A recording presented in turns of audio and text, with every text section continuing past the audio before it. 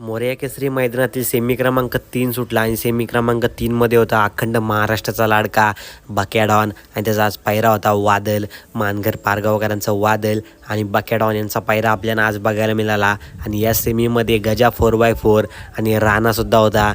टॉपचे नंदी होते मित्रांनो.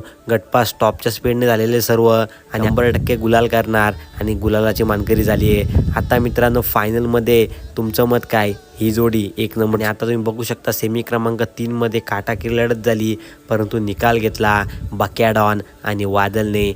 गटाला सांगितलं होतं ही जोडी तुफान पळाली आहे. शंभरची मानकरी होणार का? नक्की कमेंट्स करून सांगा. मोरया केसरीच्या मैदानात गुलाल तर मिळवलाय, एक नंबरचं पारितोषिक मिळवणार का? नक्की सांगा. आणि तुम्हाला बक्या-डॉन आणि वादलच्या पलाबद्दल कसं वाटलं, गाडीला कसा स्पीड लागला ते सुद्धा नक्की सांगा.